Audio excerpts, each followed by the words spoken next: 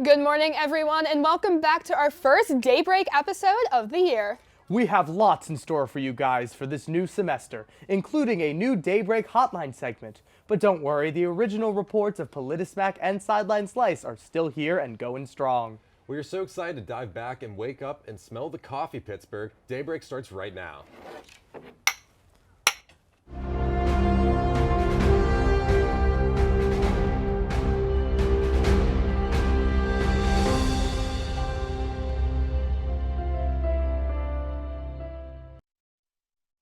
This semester off with some hot weather, making it hard to believe that fall is just around the corner.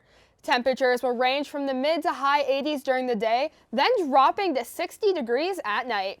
This weekend will be sunny with chillier nights and a low possibility of rain. Make sure you get outside and get that vitamin D before the Pittsburgh gray comes to stay, because next week we'll have some rain and humidity.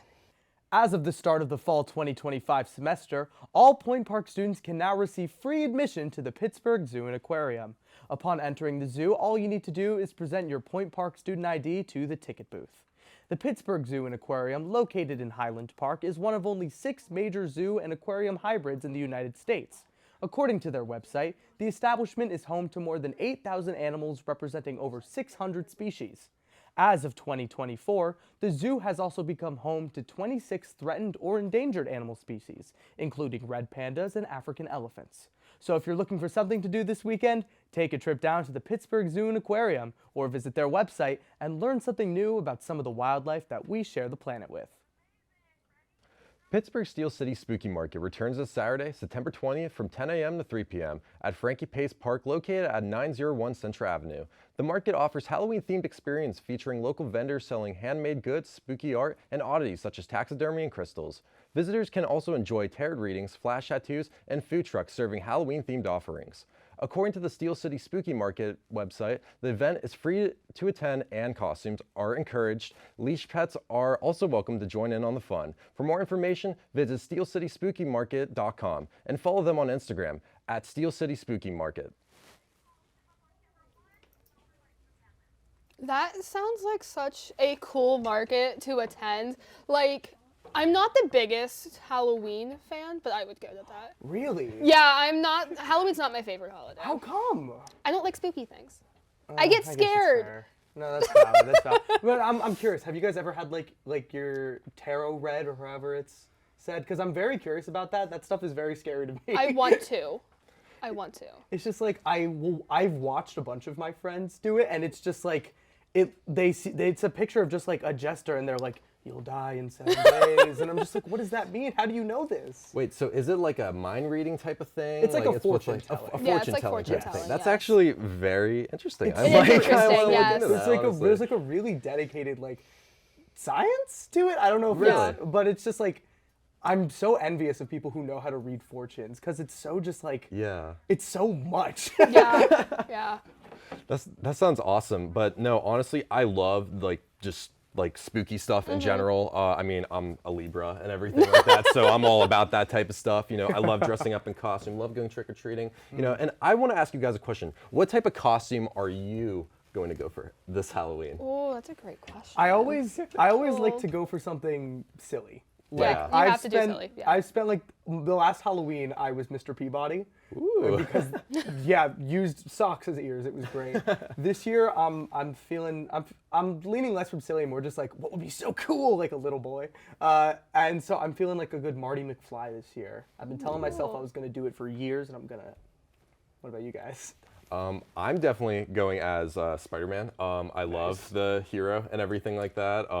You know, watched all the movies and everything, so I would love to go as my childhood hero. Are you gonna be masked up? Yeah, or definitely. Oh my God, 100%. your identity Yeah, secret? definitely. You know, just swing around the city of Pittsburgh, you know, do that type of stuff. It'd be awesome. Very quickly, I will say I want to be a sim character with the plumb bob and everything. Yes.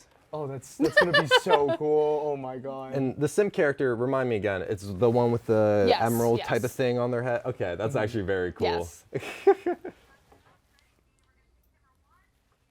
An animal rescue in Tarentum is making it easier for owners to find their lost pets after installing a 24/7 microchip scanner. This scanner is installed outside Paws across Pittsburgh's rescue house, and people who find a lost furry friend do not have to wait for a vet or shelter to open. Jackie Armour, the president and founder of Paws Across Pittsburgh, said, quote, "The easiest way if you lose your pet for someone to get it back is for you to have a chip," end quote. With the easy-to-use instructions, you can search the nationwide registry after a scan. This then connects you with the owners. If your pet isn't microchipped just yet, go to Paws Across Pittsburgh. Do not pause, get it done today. The annual Pittsburgh Jazz Festival is returning this week, bringing 4 days of music to the downtown area. The festival begins on Thursday, September 18th, and runs through Sunday, September 21st. According to the Pittsburgh Jazz Festival website, the event will feature world-class artists performing multiple venues, including the August Wilson African American Cultural Center. In addition to the ticketed shows, Liberty Avenue will host free outdoor concerts throughout the weekend. Visitors can also enjoy local food vendors and a special taste of jazz party on Friday night. The festival highlights Pittsburgh's long connection to jazz and brings together fans from across the region. For more information, visit pittsburghjazzfest.org.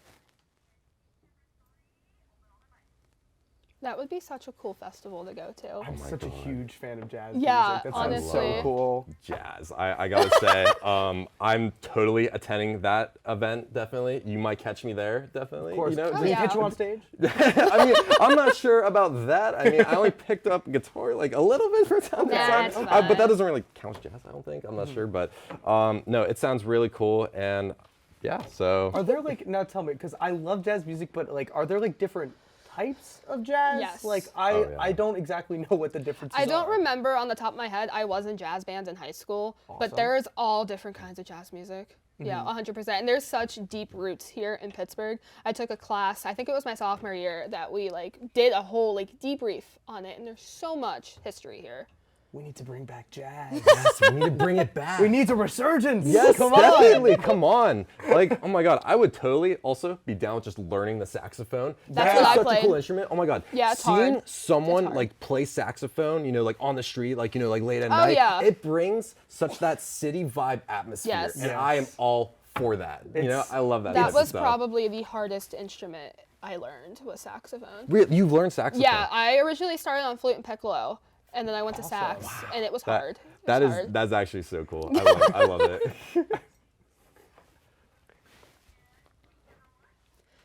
An 18-year-old is being named the Greenville Spider-Man after rescuing 2 people stuck on a waterfall in downtown Greenville, South Carolina. Although he is known for patrolling the streets and interacting with fans, he was at the right place at the right time. Greenville Spider-Man said, quote, "I saw one of them almost slip and fall, and I was like, all right, this is my time to go. And I booked it over there, and I jumped over some rocks to get there," end quote. Certified in CPR, Spider-Man listens to his scanner for people having problems breathing and runs to help. When not rescuing people, he spends his time picking up litter, meeting fans, and listening to his scanner. The Pittsburgh Market Square Farmers Market has come around once again, albeit this year in a new location. According to the Pittsburgh Magazine, Market Square has been under construction since April 1st as part of a massive revamp to imagine more green spaces in downtown Pittsburgh. Due to these conditions, the Farmers Market as well as the Yoga in the Square events have been moved just 1 block away, right to PPG Place Plaza. Both the Farmers Market and the Yoga in the Square are hosted by the Pittsburgh Downtown Partnership, an organization dedicated to lead downtown's transformation with innovative programs to drive growth, vibrancy, and engagement. The Farmers Market is open every Thursday from 10 a.m. to 2 p.m. up until September 25th. Go and get some freshly grown produce and other artisanal goods before they're gone. Like, about that Spider-Man story, I gotta say, I am obsessed, okay? I want to look into that after this, you know? Like, that's... Just Google Greenville Spider-Man, he pops up. I never knew about this. I never knew this either. It's so funny that I mentioned about wearing a Spider-Man costume. Yeah, when you said that, I was like, ooh, that's kind of funny. When you said that, I was like, that's kind of Are funny. you Greenville Spider-Man? Is this your Are you? I wish. Like, is the sky green? Is the grass... Wait, no. Is the sky blue? Is the grass green? Yeah, obviously. Like, I would love to be him, you know? I just can't believe there's just just a guy who just like Yeah. sits there listening to his scanner dressed as Spider-Man. That's literally what happens in The Incredibles. When I was doing my It research, literally does, he said that he prowls more at night. And I was like, okay, Spider-Man, okay. All right. That's not very Okay. friendly neighborhood. That's not very friendly, but okay.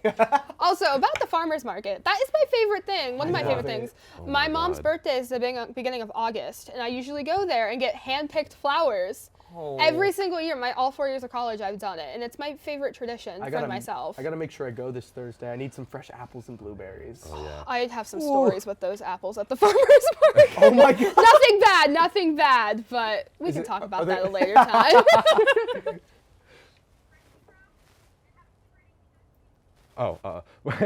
We're going to go for our first break, and after that is a package on the Pitt versus Central Michigan game made by our very own Sideline Slice reporter, Jake Bell. Don't go away.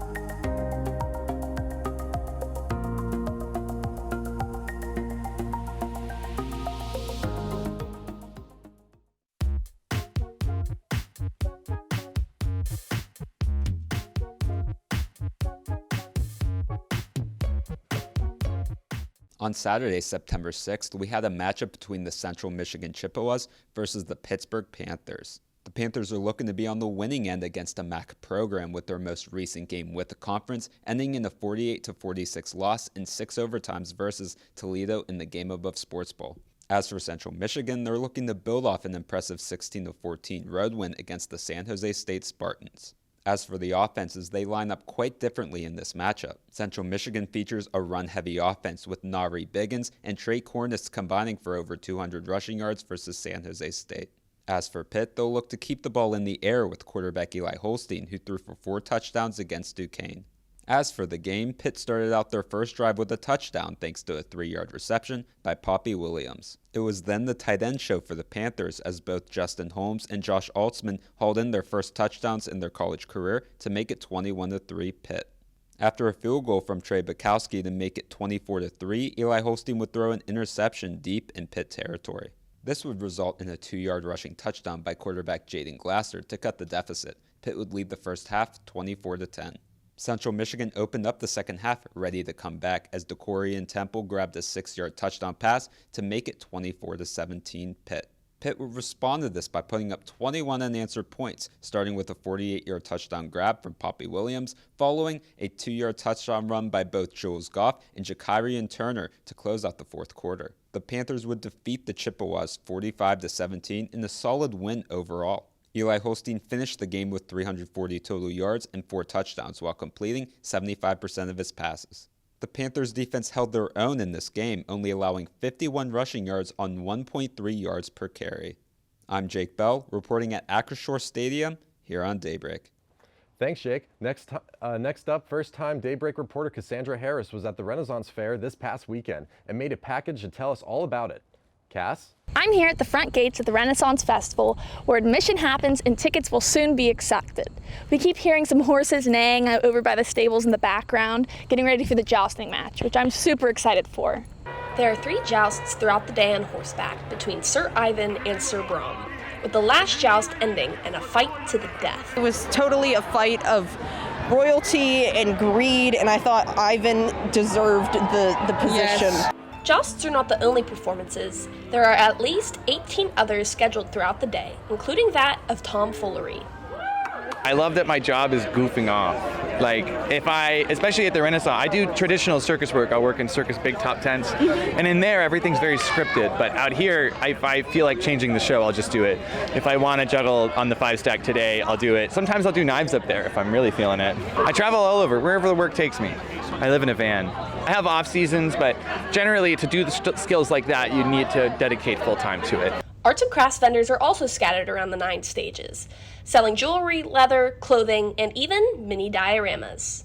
My favorite piece would be the one right behind you. These guys are waiting for their pizza to come in. They're all standing around the table hungry. That piece is $600. My smaller pieces are $80. I'd say there's a price range for everybody.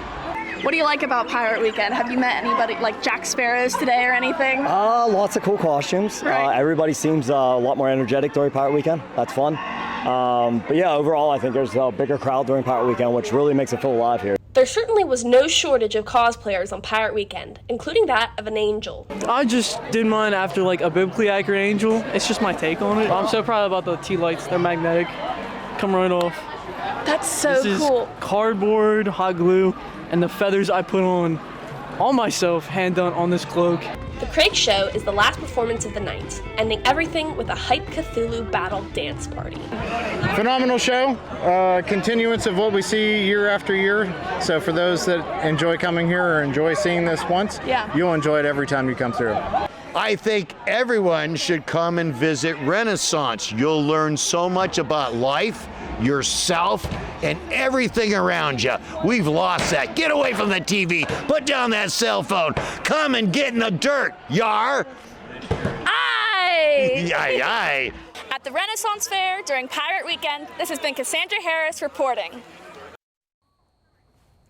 Tell me, Cass, what was some of your favorite characters you met at the Ren Fair?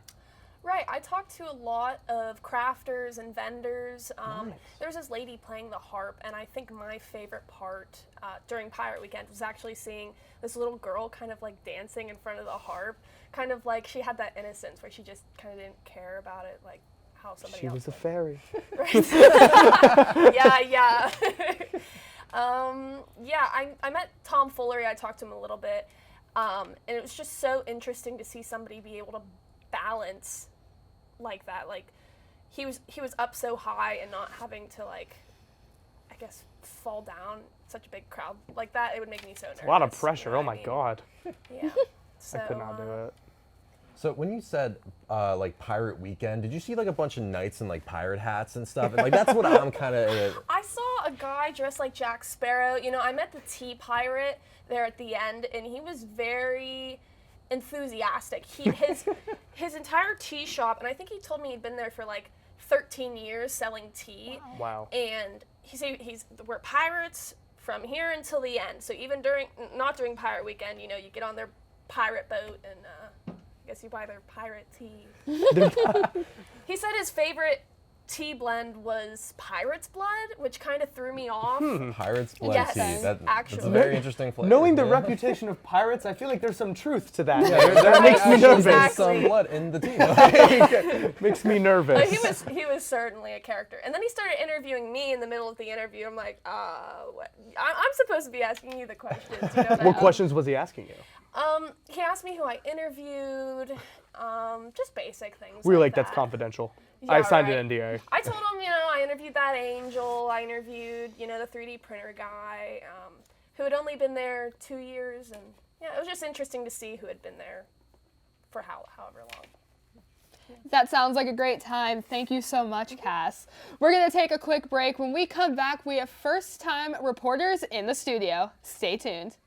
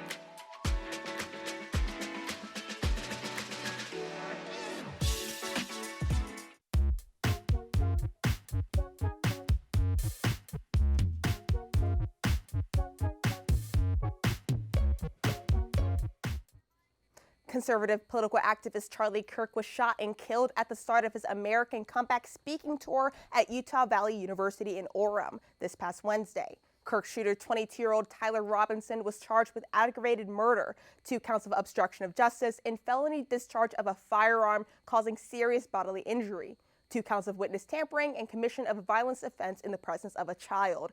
And prosecutors are now seeking the death penalty.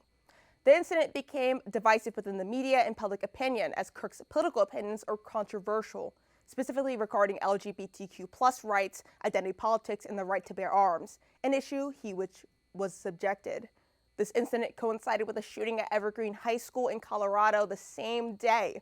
It brought upon the looming topic of the impact hate speech has in polarized political climate and the desensitization of violence, specifically regarding gun violence and its fatal consequences. This year, as of September, the number of school shootings has risen to the mid-40s, according to CNN.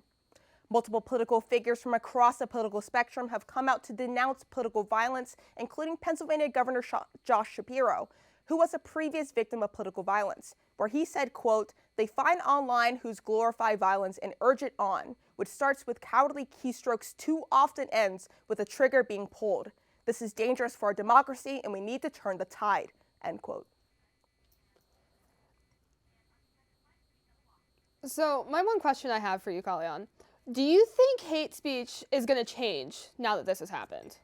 Hate speech has been a topic in the media for multiple years. I mean, the Eradicate Hate Speech Conference or Summit has started since 2018 after the Tree of Life Synagogue shooting, and it's been running ever since now 2025. And now they had their first conference day on Monday today, and I did get to go to that conference and speak with multiple people and multiple organizations about hate speech. The whole conference itself is to promote the unity between organizations that are in Pittsburgh and across the globe to debate and maybe talk about sensitively the impacts hate speech has on our organizations. Luckily, Pittsburgh itself has come up with a coalition of 23, I believe, organizations that have came together to start the Stand for All Pittsburgh, which will be tackling more in an educational sense of how to tackle hate speech and bring the community together, especially since residents in Pittsburgh are faced with hate speech and it does lead to violent consequences, specifically around Pittsburgh and across the globe. So it's not going to be a topic that will not be shied away from. It's going to be an long-lasting topic, especially since the political climate has gotten maybe this divisive. And Charlie Kirk's death and his debates even before his death have caused a lot of controversy within the media sphere and within audiences, kind of going back to the political ideology of it all. But it will not be a topic that will be strayed away from anytime soon. So summits like this and topics like this, especially with the death of a political figure, will be divisive within the media as of now. Now we have first-time Daybreak reporter Cora Polanski with us to tell us about the Pillow Project. Take it away, Cora. The Pillow Project, created and run by Point Park dance faculty member Jaka Zakajin, is, to quote Zakajin, a postmodern improvisational dance company. The company was formed in 2004 by Zakajin, who was also a Point Park Jazz BFA alum. In their second Saturday shows, the dancers perform contemporary-style improv dance to jazz music, where a different jazz band is invited to play for every performance. Their mission statement is to, quote, challenge the ideas of what is dance, who is a dancer, and how can dance be experienced, end quote. The company's movement method plays between music and the dancers, articulating sound into visual motion. The space upstairs is the Pillow Project's permanent residence. Set on the second floor of a retired warehouse, the space upstairs is padded with warm lighting, artwork, and couches for the audience to enjoy the performance comfortably and intimately. The space upstairs also hosts classes and poetry nights. The Pillow Project hosts their, quote, second Saturday events on every second Saturday of the month from September to May. At the end of the night, the audience is invited to join the dancers on the floor. More information can be found at pillowproject.org. So, the Pillow Project. It sounds like it's going to be such a cool, like, thing. I don't want to use the word thing, but, like, you know what I'm saying. Yeah. Yeah. Did you get the chance to like experience any of like the performances or maybe rehearsals coming up to it? Yeah, so I actually went to one of their performances this past Saturday night. I went with one of my friends who has Jaka as their improv dance teacher here at Point Park. So she invited me along. We took the bus over. We went to this really old like warehouse. Upstairs they have this really cool lighting. They have a bunch of couches and like pillows and furniture around. It's a super intimate setting. They have a dry bar. The band is right there with they were like 10 feet away from us. It was super cool. So yes, I've had the chance to go to one of their performances. It was absolutely incredible. I highly recommend, if you guys get the chance, you should go. And how did this program really get its start? Like what was the catalyst there? Yeah.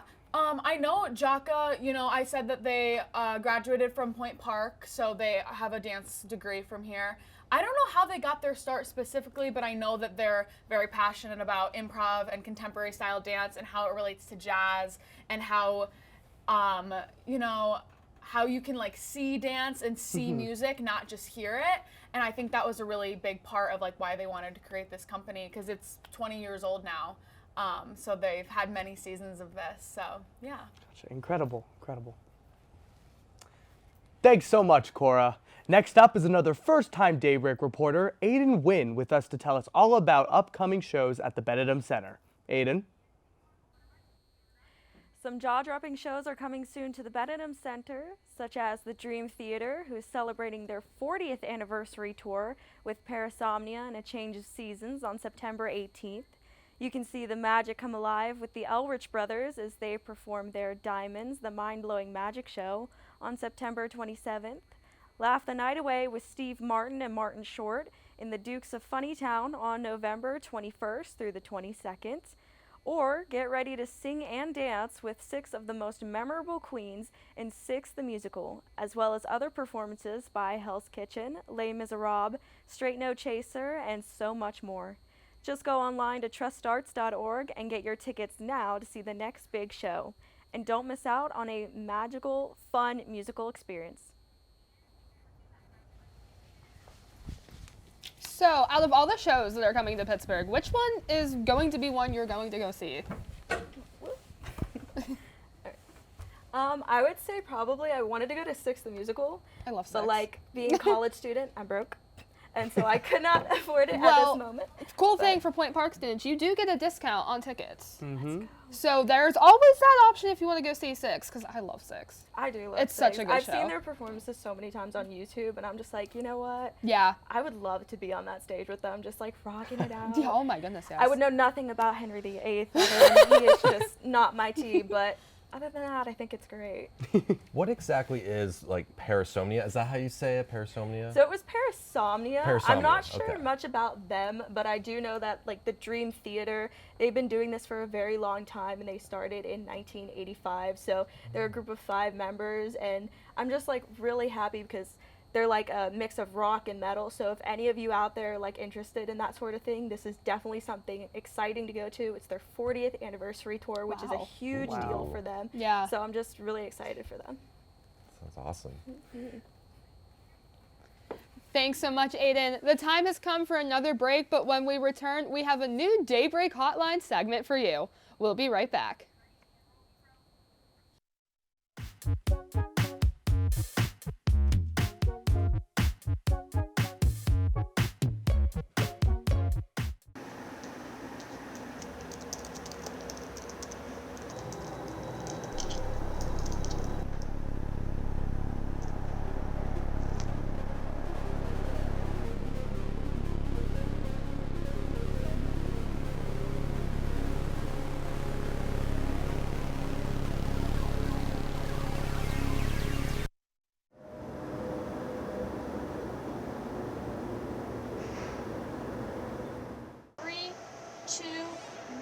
Take them cue and open their mics.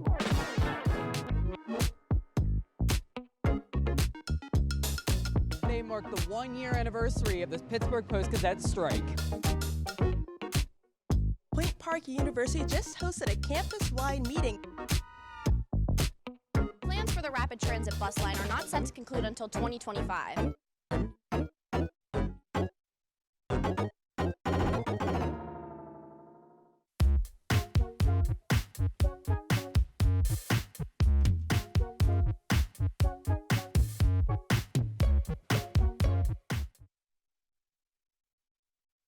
Ring, ring, ring. It's time for Daybreak Hotline.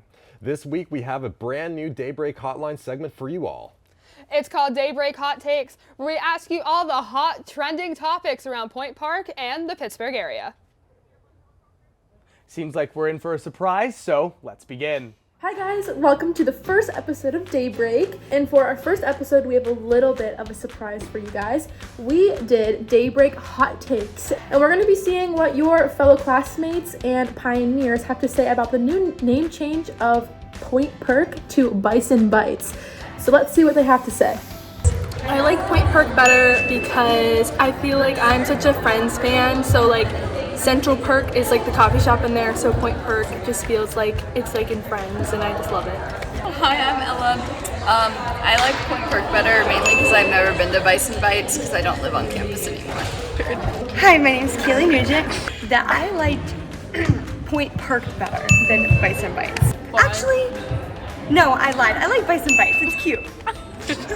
I think Bison Bites and Brews is a stupid name. Point Perk was quick to the point, concise. Say, I'm going to Perk. You don't go, I'm going to Bison Bites and Brews in Arial font. Like, what are we talking about? Hi, I'm Ben, and I agree with Ethan. And I think the Point Perk is the much better option because Bison Bites, I can't even say it. Bison Bites and Brew just is, it doesn't roll off the tongue. And my vote is also for Point Perk, just because that's how I know it, and it rolls off the tongue. I like Point Perk better because it rolls off the tongue much easier than Bison Bites. Thank you, Annabella. But let me just say, you know what grinds my gears? The name Bison Bites and Brews. It's a mouthful. It's too much. It's so much. And Point Perk, oh, so cute. So iconic. So it's quaint. like, why are we getting rid of that? You like, don't say, honestly, like, you why want to are go we? to the Bison Bites and Brew. No, you say, can we go to the Perk? Everyone only calls it the Perk. Like, it's just like, now I understand change is good and you know we want to keep evolving, but Bison Bites and Brews just sounds so corporate. Yeah, I know. You It just know? like be like, hey, do you want to go to the Bison Bits and Brew? Like that's so. It's such a mouthful. Like yeah, it's a mouthful. Be like, hey, do you want to go? Like that sounds. The fact simple. that like as soon as it was created, that people are like, oh, just call it B3, but you named it that. So why did you just? It really just like bothers me because Point Perk, I'm only a sophomore, so I've only known Point Perk for a year, but it's such a good name. You replace the A in Point Park with an E. Mwah, bravo. Like I have so many distinct memories from Perk. My like first week here during orientation, going to karaoke at the Perk. Yes. No, like, exactly. Really, like I just want it to be the Perk again. We miss you, Point Perk. That brings us to the end of our first episode of Daybreak this year. If you want to see more, you can watch on all our episodes on our YouTube channel, UView Television, or follow us on Instagram, Daybreak PPU. From all of us at Daybreak, thank you for watching. I'm Will. I'm Becca. And I'm Nico. We'll see you next week, Daybreak.